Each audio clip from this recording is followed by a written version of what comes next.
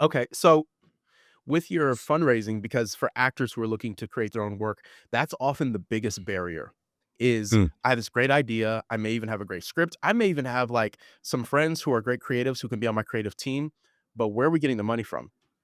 How do you begin to approach investors and funders and donors for your shows? Where do you start? Uh, it's such a that's I'm a sure loaded it question. depends. It depends. I'm No, sure of it course, depends, but but no.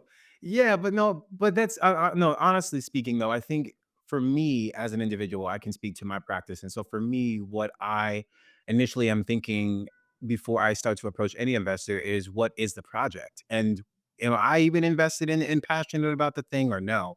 Because I think first and foremost, when you're approaching anybody about a thing, you have to believe in it because they're only going to believe it as much as you do, right? So right, if not the more, if you can really convince them to do still love it more. But right. truthfully, I think about that first and foremost, and so uh, I have been fortunate. Also, I think in my experience working as a creative entrepreneur myself, I will say to have made connections in different communities that I've worked in and performed in and existed in with people who live in those communities who have means to want to be involved with artwork and producing things and new development, new work, new kinds of things. They just like art and they want to invest in it. I will also say my experience, a lot of my fundraising experience came from my nonprofit background. So that also I had that going in. So I had I was familiar with raising money from private investment, private investors, donors, and also collaboratively with from communities.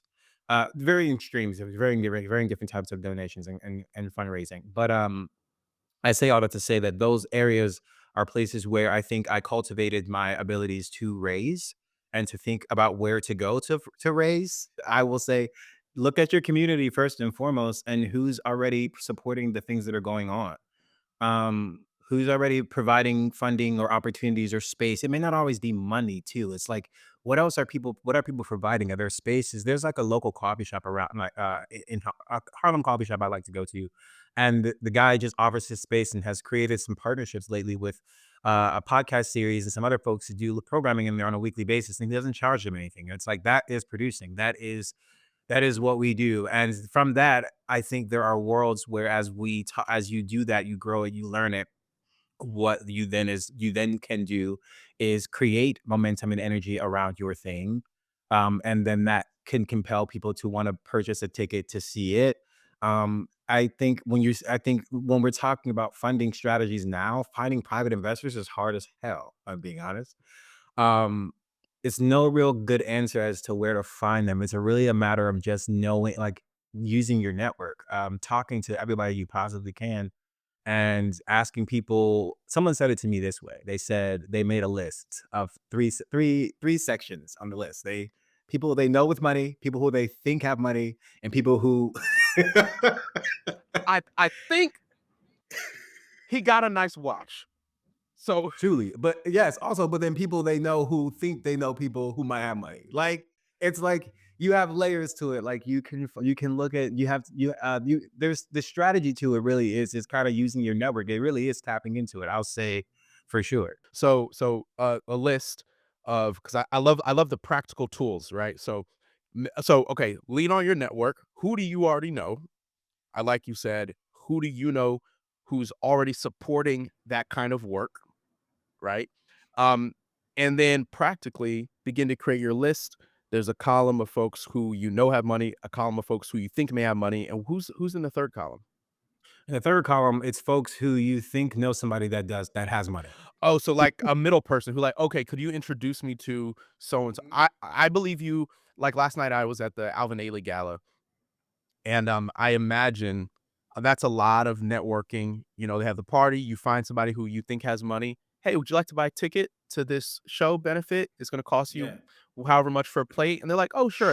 And then they get there, Yeah. and then it's a little more of warming them up and getting them to that place. Maybe, Yeah, maybe. I also want to be clear that I want to make sure it doesn't seem like I'm promoting this idea of making it transactional. I think there's a way where it can be mutually beneficial, and I think also it's there's never any harm in meeting people, right?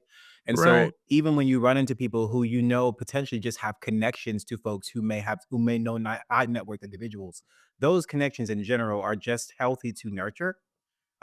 Because I also say in the context of you also promoting your work and finding other opportunities to then even talk about space, and then because it's all relationships, really the business right now predominantly. And so you're even thinking ahead in terms of potential relationships you have to make with theater owners to find space because it's always booked, you know? Right. So it's like those kinds of things all play at all. Understanding relationships plays a key role in how you I think you organize the way you can start to think about how you go about finding investment for your projects. From in the monetary sense. I think even in some aspects, maybe anything outside of that, but for sure.